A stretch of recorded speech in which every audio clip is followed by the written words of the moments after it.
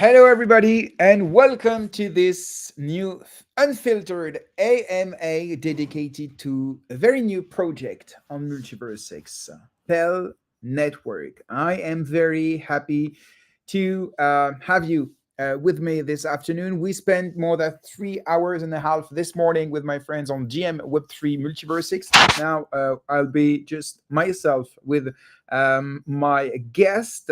I will receive him in a second. But first of all, I would like to tell you that, as usual, we will be discussing about the project, the market, the team, the roadmap, the business model, and of course the token, the Pell.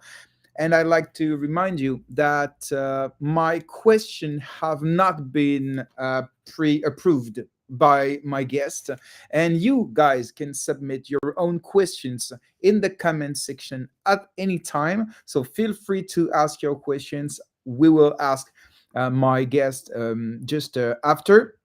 And before we get started, don't forget to give us a like, to share the space, to subscribe to our YouTube channel or on Twitch or on Twitter, of course, and send up some support in the comment.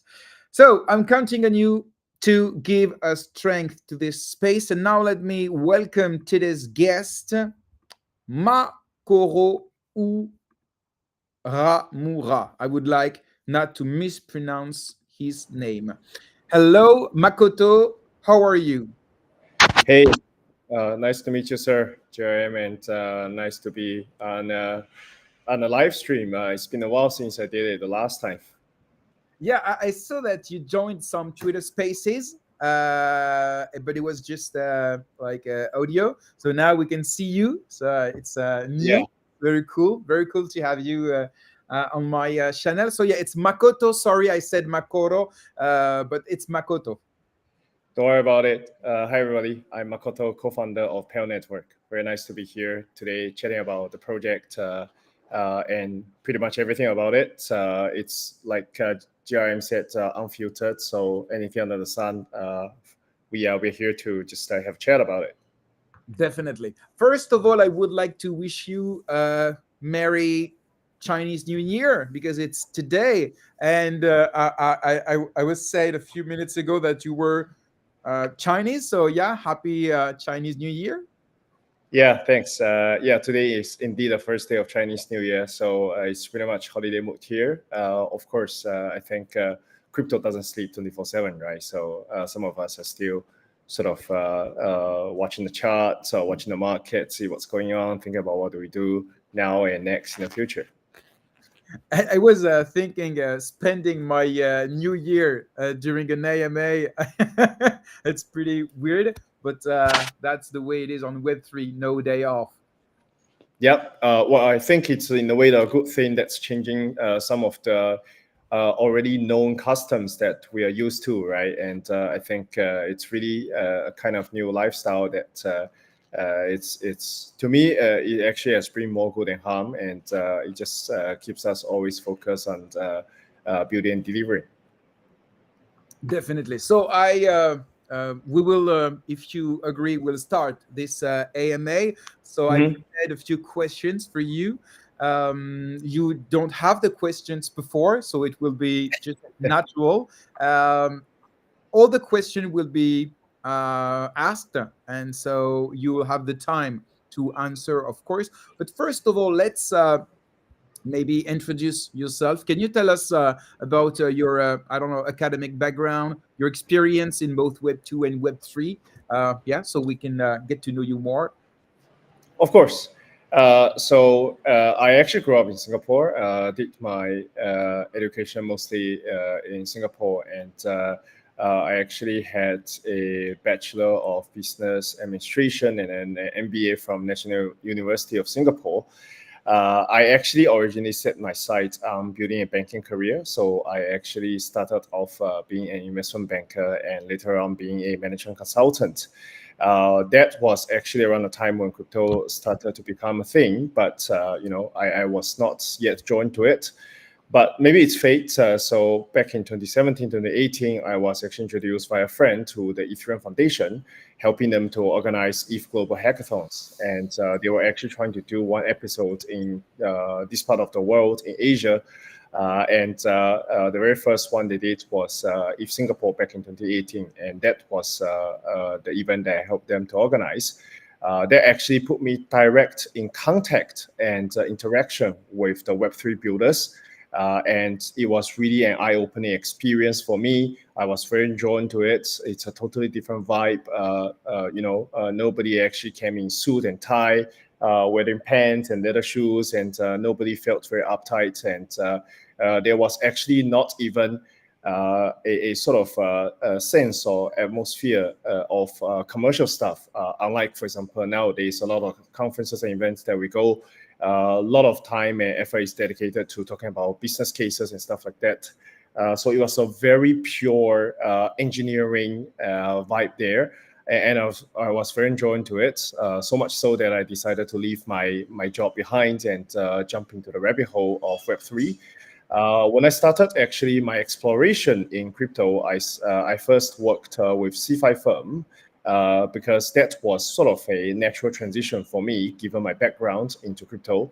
But after a while, I realized that this actually is not something that I signed up for because, as you understand, CeFi business is essentially like banking or asset management, but dealing primarily in crypto assets. And if it's only the asset class that was different, that was not something I was hoping for. So I left the CeFi period and started digging deeper into DeFi world. And I did a few DeFi protocols, staking, stablecoin, lending protocol.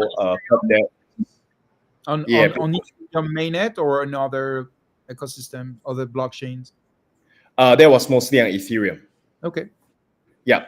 But of course, I kept an eye on Bitcoin being, the largest crypto asset there is, and a lot of the DeFi innovations in Ethereum. I always ask the question, why can't it be done on Bitcoin?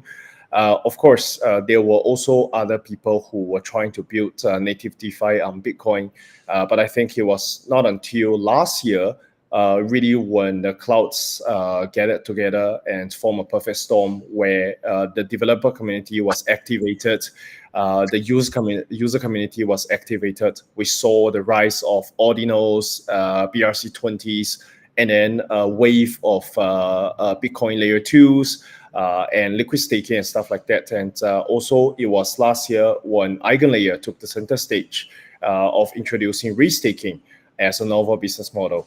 So we sort of had that aha moment within the founding team that we said, why don't we actually take Just the idea? don't go too far, please. Of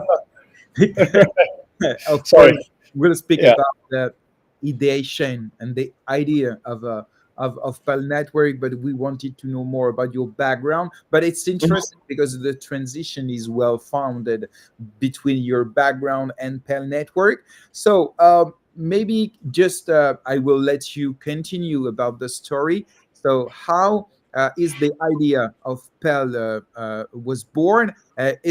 Was it yours?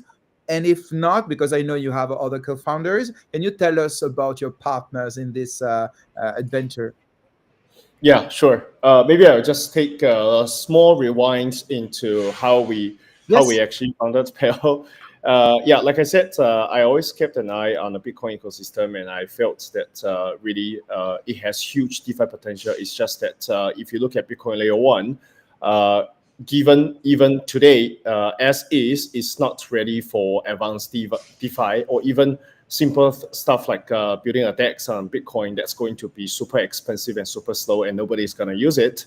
But with the advent of Bitcoin Layer 2s and now a new wave for liquid staking protocols being built, we felt that really the fundamentals are changing and the landscape is shifting, that maybe now if we build something on top of Bitcoin, it is the right time because it matters a lot. You are doing the right thing at the right time. So me and my two other co-founders, we came together and we basically brainstormed about what can we do with Bitcoin. And then we sort of saw the opportunity of originally sort of merging or marrying the idea of risk-taking pioneered by EigenLayer with Bitcoin as the underlying assets. And then we set out building Pell. So you were the first to launch a protocol of risk taking on Bitcoin. Yes, the first one.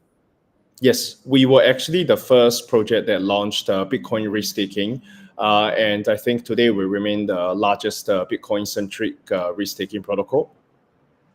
Because okay, let's continue about what is Pell Network. Because Mhm. just to be completely transparent with you, of course, I did my homeworks. I tried to understand what is it, but I am not a DeFi expert, far from it. And this is why I Mhm. wanted to have this AMA with you, because a lot of people in the community are just starting to understand what is this. So thank you very much for taking the time to explain. But uh, for example, I know Babylon, which is a Mhm. protocol that allows taking on Bitcoin. What's the difference between Pell Network and Babylon? And maybe use this question to explain what is Pell Network in very simple words so everybody can understand it. Sure. That's a great question, actually. We are a very close partner with Babylon as part of the Babylon ecosystems project. So the difference between Pell and Babylon is that maybe I should describe it from a Bitcoin holder's perspective. It's probably easier that way. Say you have one BTC and you actually want to earn some yield on that BTC. So what you can do is you can deposit or stake that BTC with one of the liquid staking protocols, like for example, Lombard, Lorenzo, Bedrock, Pump BTC, so on and so forth. And they will actually do the service for you to stake that Bitcoin with Babylon.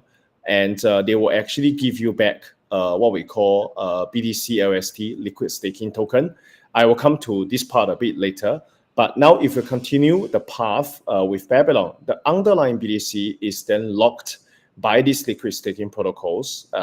And this locked Bitcoin is used to provide security, specifically economic security for the proof of stake blockchains. These are, for example, Cosmos Layer 1s. This actually is now a big area that Babylon is focusing on to actually use Bitcoin to help secure Cosmos Layer 1 chains, right? And what Pell does is, remember just now I talked about the BTC LST. We actually allow the users to restake this BTC LST with Pell for us to also provide economic security, but this time not towards the POS chains, but to applications. Like we talk about cases of decentralized oracles, decentralized bridges, sequencers, and other applications that also need economic securities, but they are not full-fledged blockchains. So we actually built So in a way. sorry to interrupt. Just want to be Yeah. sure and to reformulate, to rephrase, to be sure I understand. So Mhm. staking is to bring security to blockchains, and Mhm. risk-taking is to bring security to applications. Can we summarize what you say about this? Spot on. Yes, that's exactly the difference between staking and restaking. Okay, just you said that we can use Bitcoin to bring security to layer one on Cosmos, for example, but why Mhm. not use the Cosmos cryptocurrency, the Atom? So why preferring Bitcoin? Just a simple question, curious question. Of course.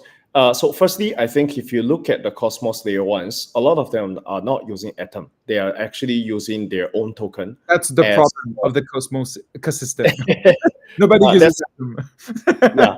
Okay. So actually, say now hypothetically, right? If you are launching a new Cosmos layer one and you come up with your new token, and you actually want as much as possible the market to adopt that, but being new, you don't have that kind of market recognition, right? So any kind of positive or negative news will actually swing and change the value of your token by a lot.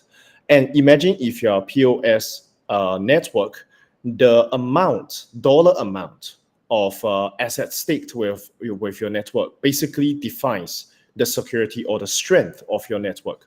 When the dollar amount or the value of the tokens are low, then your network is vulnerable. When the token price is high, then your network is strong. So far so good, Bitcoin right? is maybe Bitcoin is less volatile. That's the Exactly. point. Yes. Yeah. Correct. Now, if you replace the staking of or providing the security for your blockchain from your native token to Bitcoin, then you are no longer correlated, or you are no longer bonded to the volatility of your own token. So you basically separate the token value from your network security. And for a lot of founders and a lot of blockchain teams, this actually gives them some good sleep at night. Thank you very much, Makoto. It's very clear. Let's continue about the market. So, you said you were the first? Do you have any competitors at the moment? And if so, what's maybe the comparative advantages that you have, except the first move advantage that maybe you'll speak about? Yeah, very true. So now there are multiple market players that offer restaking service associated with Bitcoin. Some of them are also Bitcoin centric. Others are actually onboarding Bitcoin as an additional asset made available to their target audience. So even the guys like, for example, Eigenlayer and Symbiotic and Karak, they actually are not Bitcoin centric, but now they support, for example, ERC20 of Bitcoin, which is WBTC, and a few others, right?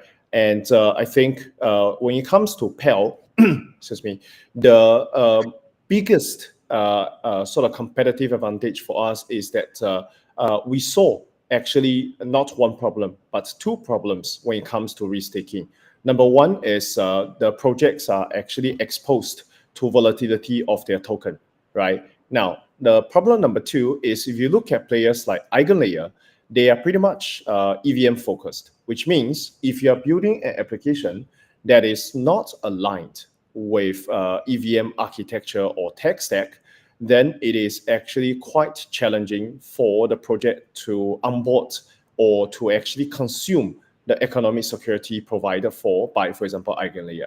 So we actually came up with a solution to make Pell Network the first Omnichain restaking network, which means if you are a builder that has built an application based on Cosmos Stack, based on Solana, based on Move, you can actually still connect and integrate with Pell and enjoy the Bitcoin security that we provide. Okay, very very clear.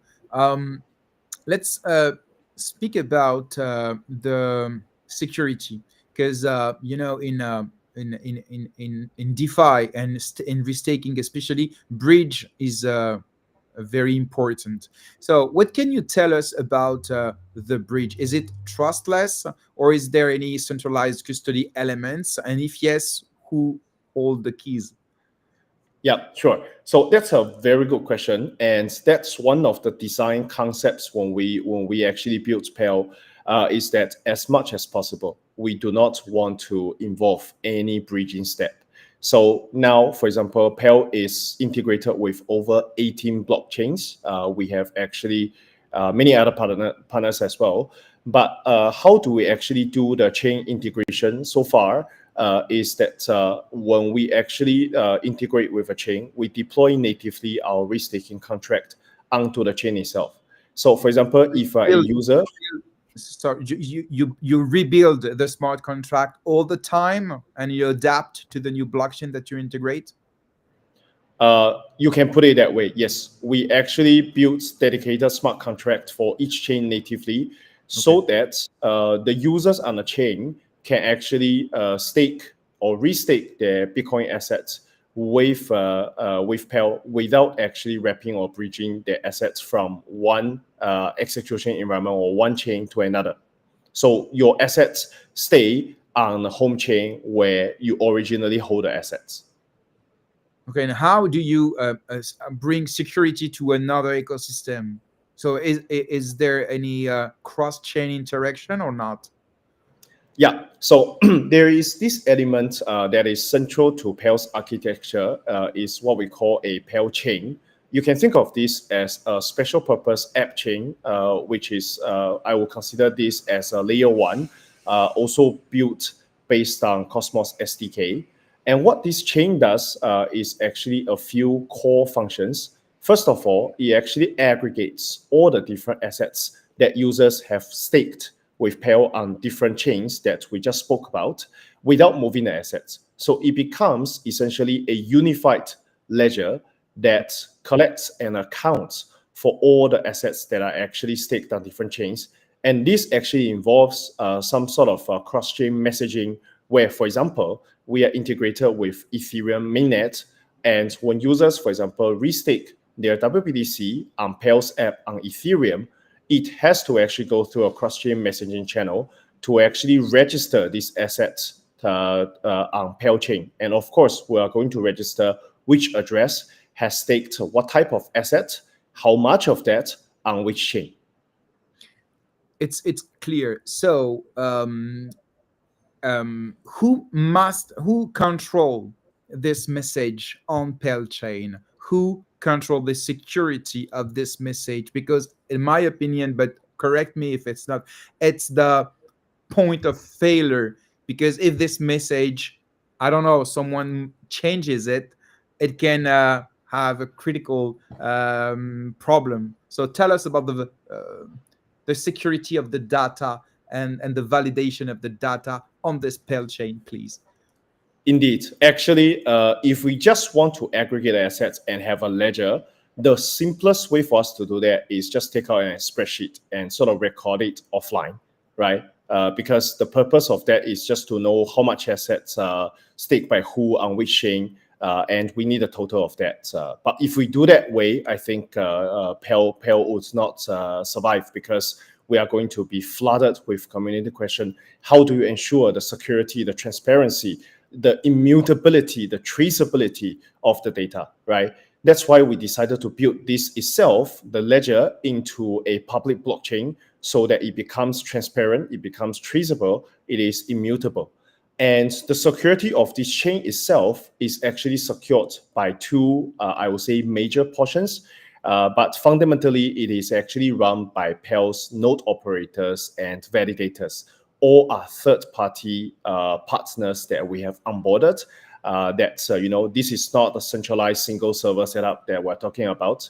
We have actually onboarded now over 60 node operators to make sure that the validation is done in a decentralized manner, and nobody can actually single-handedly modify any of the data that has come to the chain.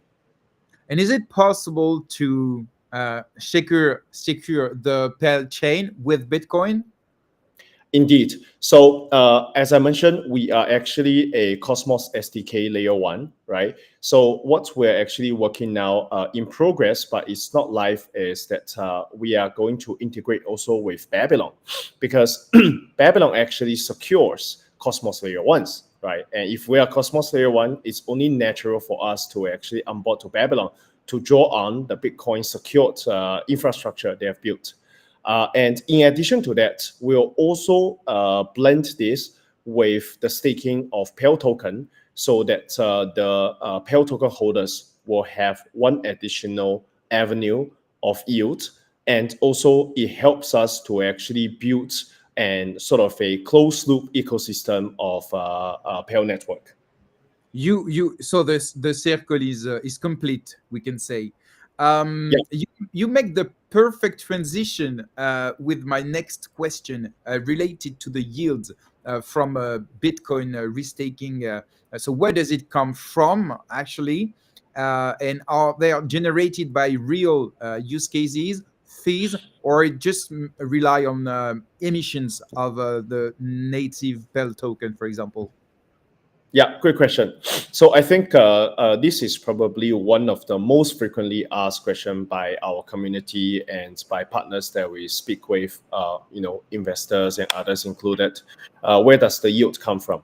So the yield actually comes from the security consumers. Now, we actually have covered the part where the Bitcoin or Bitcoin LSTs are now restaked in Pell's contract, right? So we aggregate this, and then we delegate this to our node operators who essentially run validation services, who run the validation SDK, the applications, right? And who do they run this for? So they actually run these validation services for the use cases I just spoke about: decentralized oracles, bridges, sequencers, meta protocols, who are also distributed systems, but they are not full-fledged blockchains, right?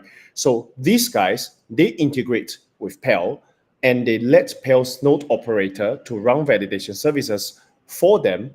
And in exchange of obtaining the validation services backed by Bitcoin, they pay a fee for the service and the security that they have consumed.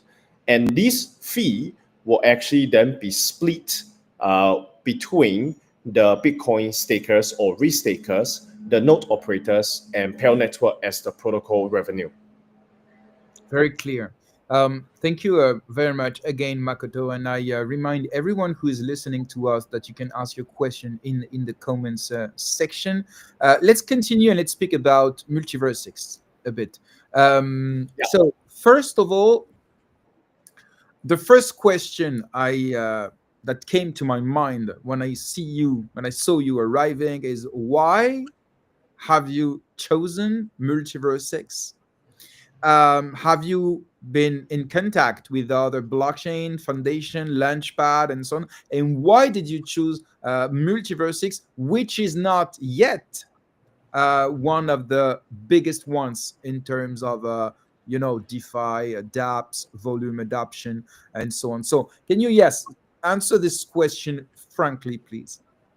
Of course. It was actually a happy coincidence that I bumped into the MultiversX team actually at DevCon last year in Bangkok. And I think we exchanged some ideas about what we're building. And then there were two things that really stood out from the MultiversX perspective for Pell. Number one is they are actually very open to embrace the idea of restaking to actually help secure the ecosystem applications, current and future builders that are actually building on MultiversX. We have, frankly speaking, spoken with other chain ecosystems as well, and we have basically received a very varying degree of welcome when it comes to onboarding the idea of restaking to help secure the ecosystem applications. MultiversX team was, I think, one of the most open team that actually said, let's actually work on this. And we decided to actually explore more. And I think we hit, I would say, a jackpot in a way that MultiversX actually was building a new product called sovereign chains. Essentially, these are actually layer 2 chains. We will built speak about sovereign chains.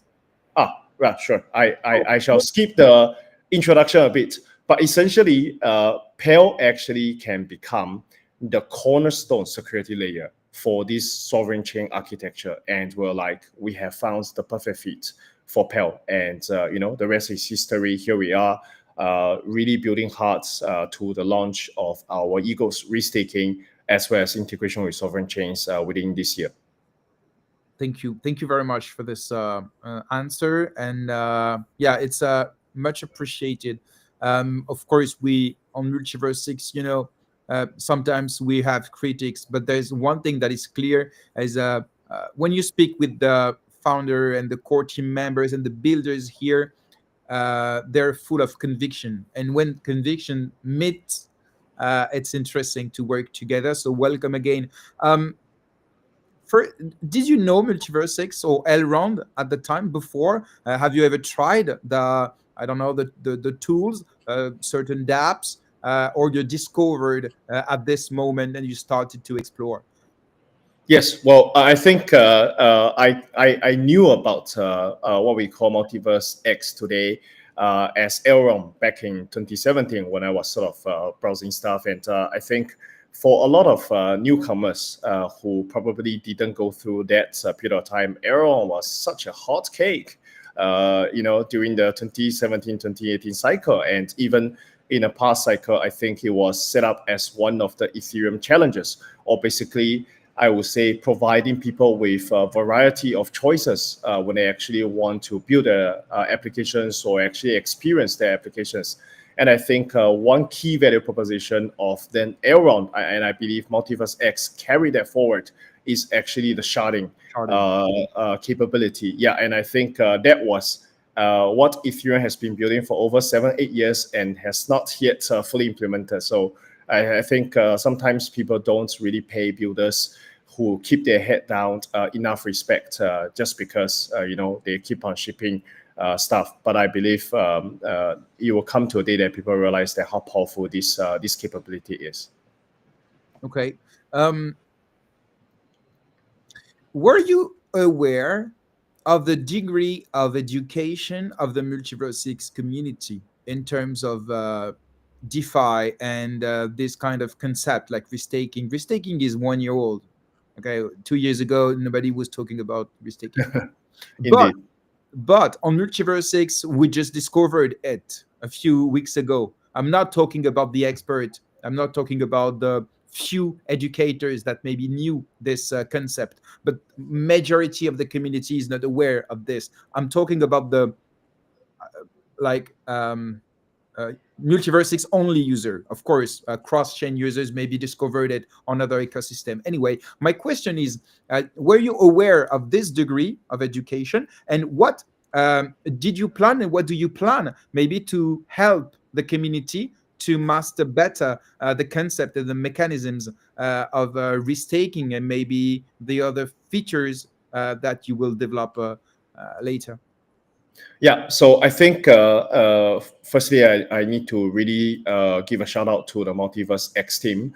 They were very transparent with us from day one, saying that restaking as a concept is new to the Multiverse ecosystem, which is very close knit, which is very loyal. But at the same time, they are also open to sort of the new ideas. But we're also told that don't expect coming in throwing the word restaking and everybody just snap the finger and say, I already got it. It's not the case. So a lot of community communication, education, and also just sharing information was necessary. And I think if you look at some of our latest threads on Twitter and sort of our Medium articles, we dedicated a lot of efforts to try to explain this concept, this idea to the Multiverse X community. And I think the job is far from done as we have not really deployed this capability. And we are going to actually do that within Q1 this year. And also we're going to continuously educate and share the idea of restaking and also forge partnerships within the multiverse ecosystem so that I think it becomes self-evident and self-explanatory when some of these partnerships gets implemented. Oh, thank you. Let's speak about the two polemics we can say around your arrival on MultiverseX. There is no particular order, but let's start with Atom. Atom is the leading lending, borrowing, and liquid staking protocol on MultiverseX.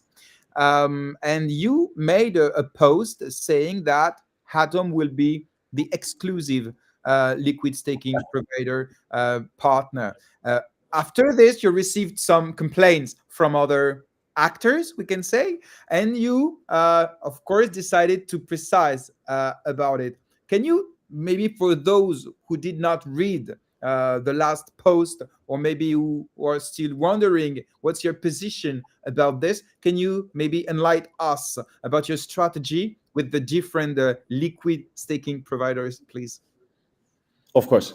Yeah. So I think a little bit of background context.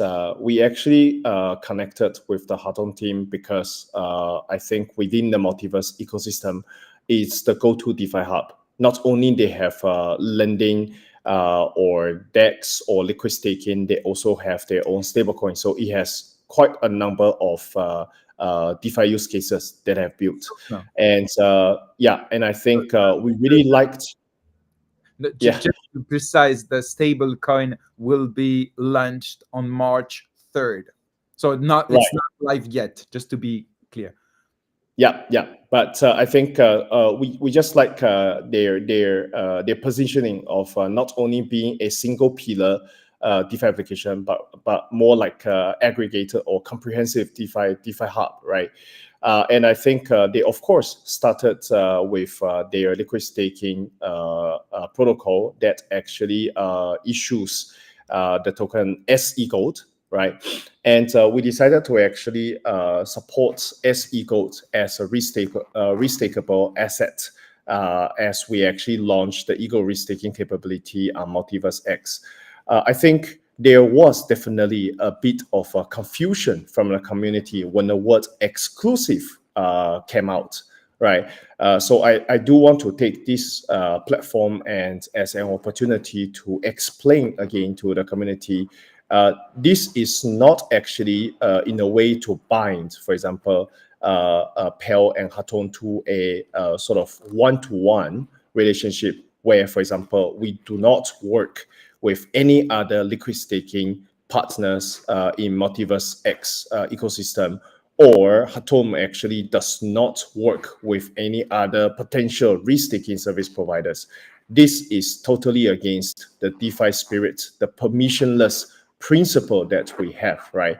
And I think maybe we should have used, on hindsight, a better word to describe this as being the But first strategy multiverse. well, first, Yeah, yes. strategic partnership, right? And I think the choice of word actually created this confusion.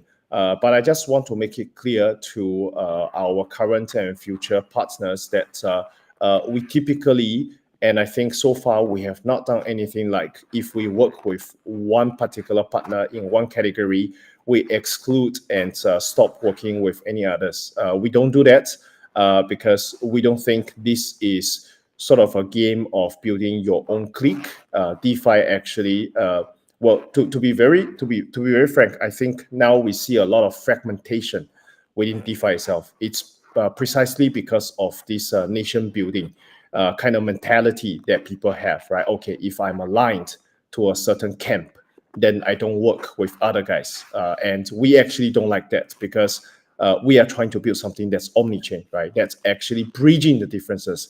That's actually making different kind of people come together. So we are not going to sort of do Clear. something that's It's like clear. exclusive, and meaning we work with A and we don't work with B, C, D, E, F, G. Okay, very, very clear. Thank you for clarifying for those who did not see the clarification before. The second polemics was about sovereign chain. Um, there was I don't know if it was a rumor or it was because of a visual with a sovereign chain in big. I don't know where it came, but the thing is, the community thought at a moment that you intended to launch your own sovereign chain. After that, people maybe understood that no, the Pell chain is from the Cosmos SDK. So you had to clarify your position for a sovereign chain. So can you there too explain what will you do with sovereign chain? What will you do for sovereign chain? Yeah, sure. That's a fantastic question. So I think, firstly, as I mentioned, we actually are going to build the risk-taking capability to become the cornerstone security layer for the sovereign chain stack. And I think I also received question from the community saying that, look, you are a Cosmos SDK layer one, and you are now coming to a Multiverse X ecosystem. And if you are true to sort of this integration or this partnership, why aren't you already a sovereign chain yourself? So I think the answer to that is quite simple because when we started building Pell, we didn't have this partnership with Multiverse X and we didn't know about sovereign chain.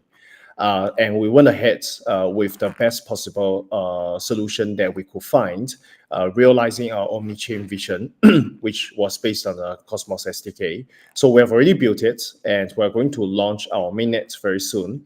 But I think after looking at the sovereign chain stack, I think there is definitely a possibility in the future that when we build, for example, Pell Chain 2.0, we are going to actually deploy ourselves as a sovereign chain on MultiversX itself. But a lot of technical analysis and research has to be done.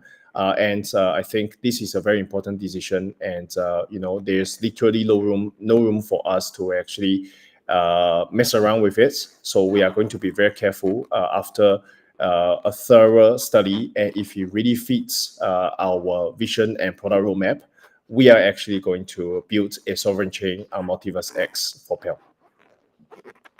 Okay, it's clear because what the community doesn't want is, in my opinion, not to be uh, uh, false promises. So you say, "Don't worry, I will launch a sovereign chain." You raise the money, and after you won't. So just speaking with my heart, you know what I mean? So it's interesting. By listening to you, you choose your word very precisely, and you're right. You know how a word can change a world. Yeah, yeah, indeed. Yeah. So, just want to be careful that when we talk about building a sovereign chain for Pell, it is currently under analysis. The answer may become a yes or may become a no. We don't know yet.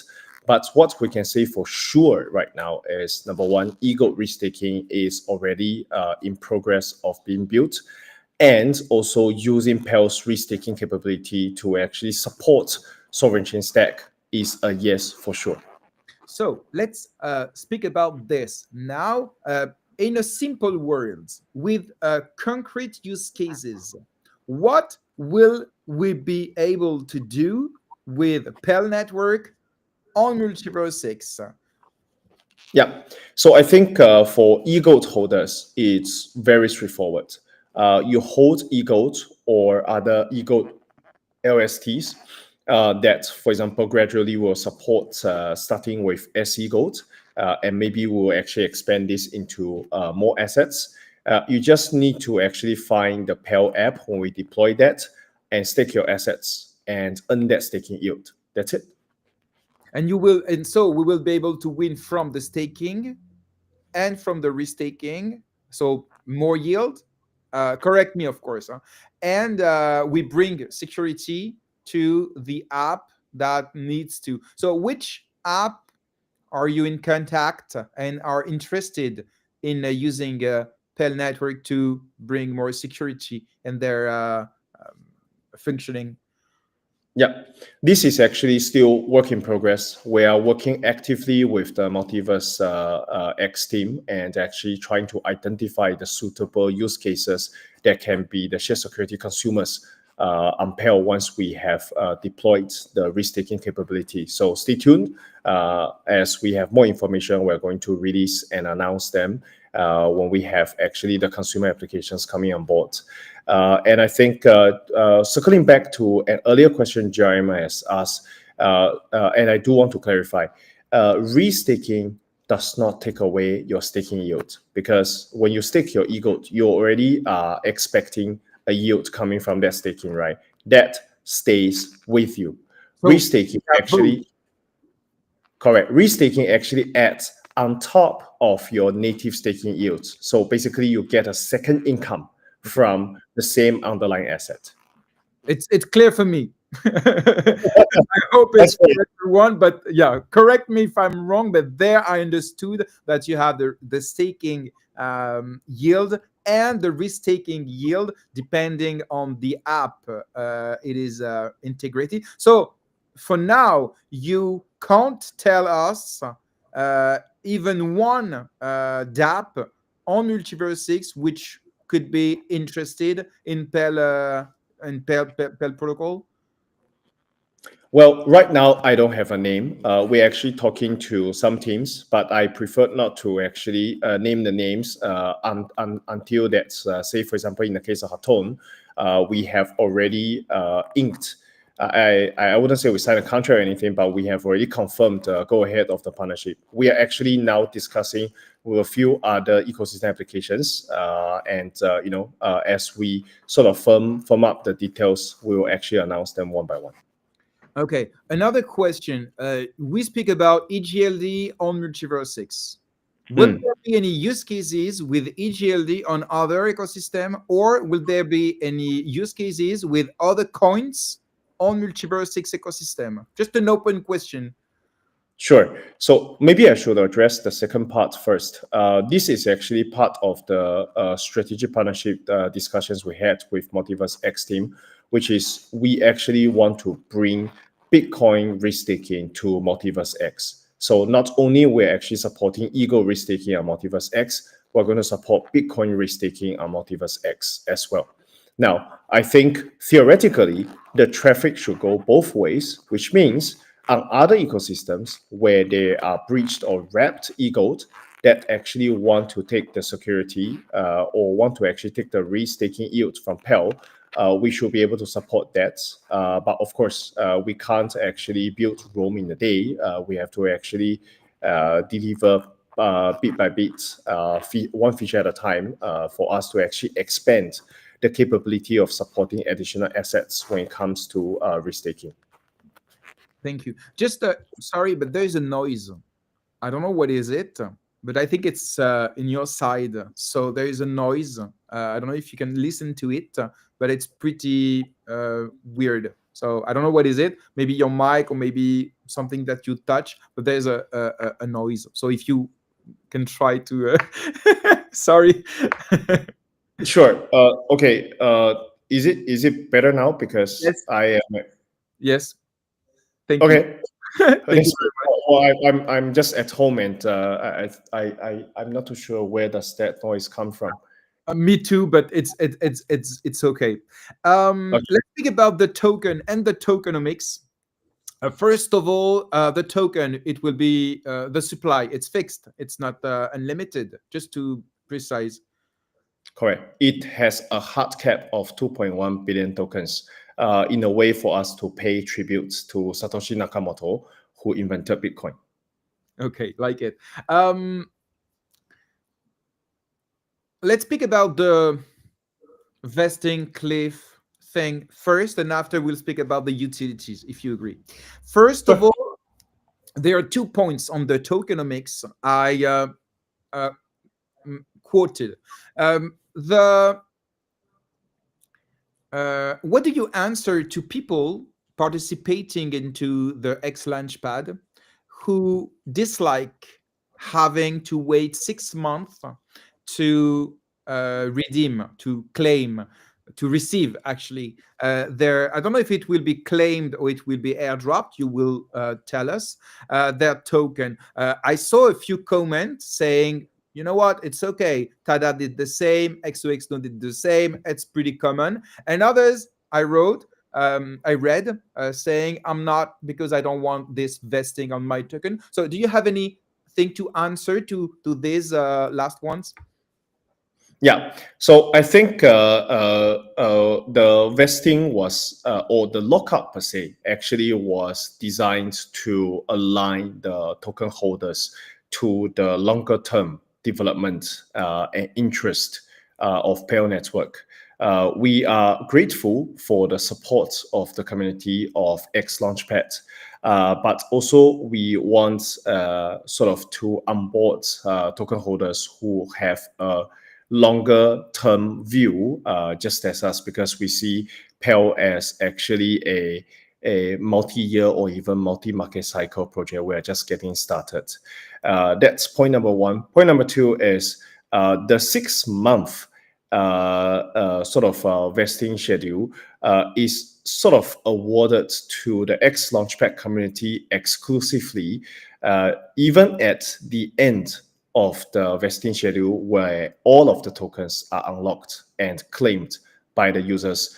Nobody else, say from the team itself or from the private investors of Pell, will actually get their hands on any Pell token.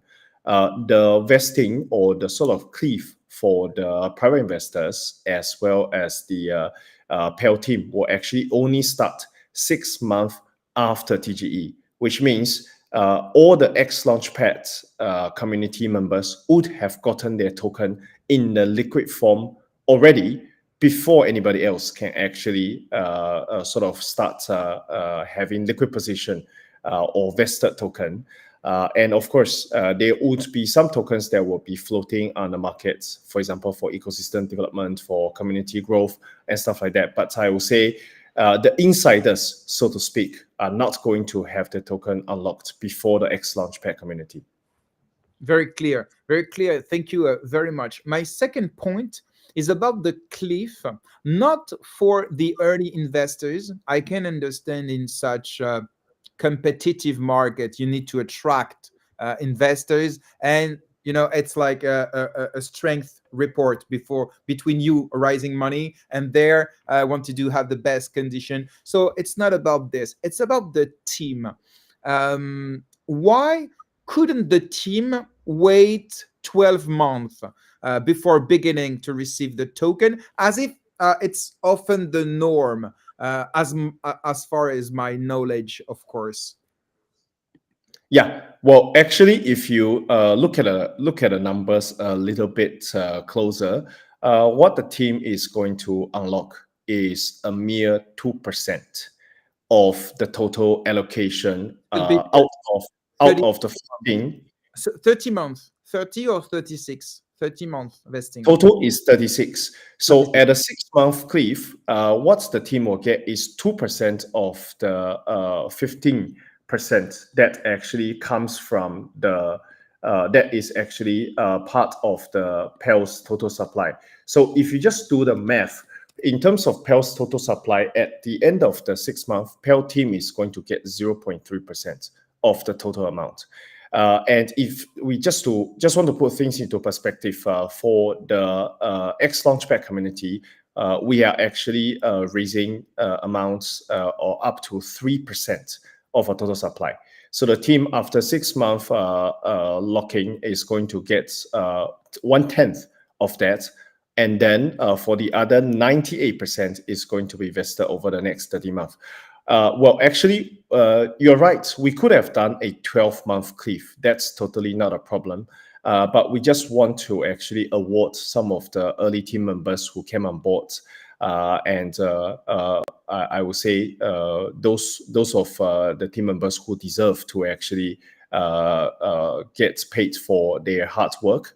But of course, we do not want to give community the fear or concern that, okay, the dev is dumping, right? There's actually nothing much liquidity for us to even dump on the market. We have all our tokens virtually locked up. And even until the end of the 6 month, it's only 0.2%. It's very minimal. Very clear. Thank you very much again, Makoto. Let's speak about the utility of the Pell token.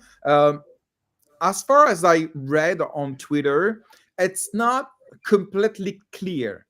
It's not because you are not clear. It's not because the documentation is not clear. But I feel like it's not really clear about what will be the different utilities of the Pell token. So can you, I don't know, like make a very simple list of the utility of the Pell token at the beginning, and maybe about the next utilities that you're thinking to add in the coming month?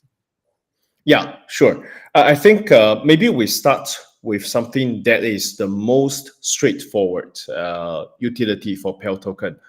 It is actually going to be used as the payment token for our decentralized validated services, which are the security consumers.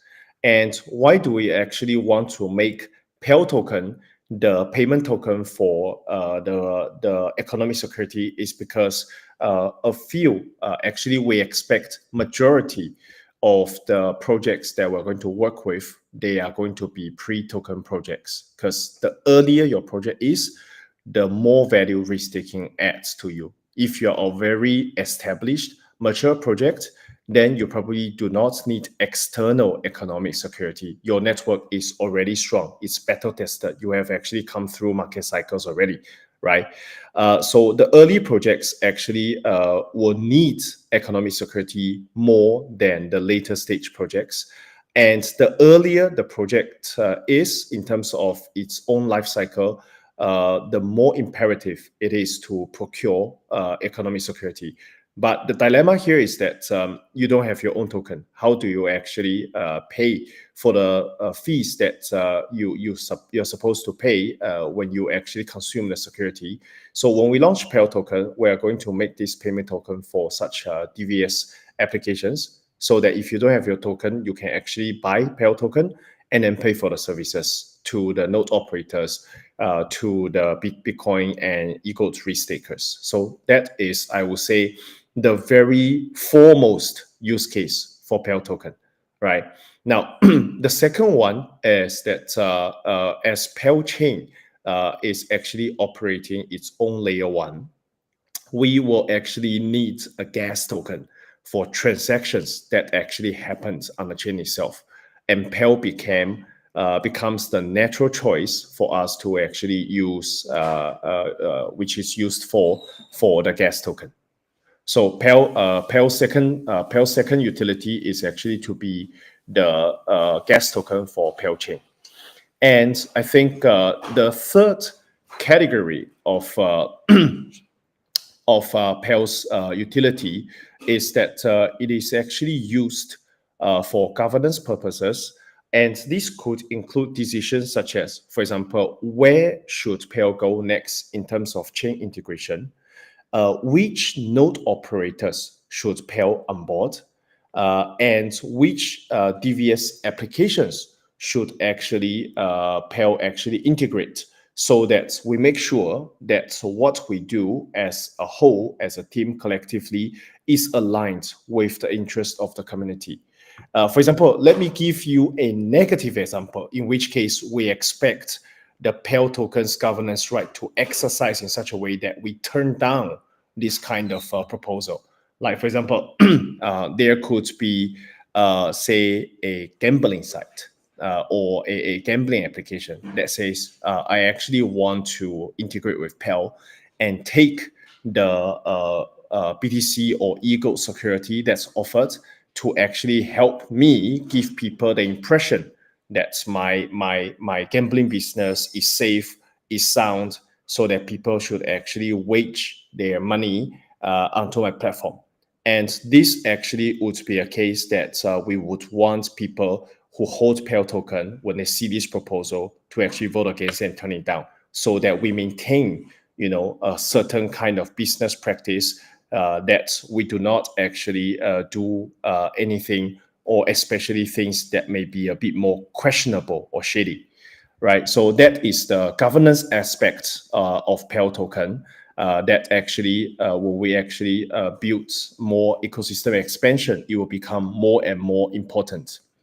And finally, I think there are actually a lot of use cases. I probably don't want to go through them one by one, but just one last point I want to make is that Pell token is also going to be used in a way as a collateral by our node operators as well as our DVS partners, so that we know, for example, when the node operators they onboard to Pell, and when the DVS applications they work with Pell, they have to stake Pell token, and if they, do not behave right, either intentionally or unintentionally, on top of the slashing that's baked into the restaking model itself, we also want to slash their Pell token.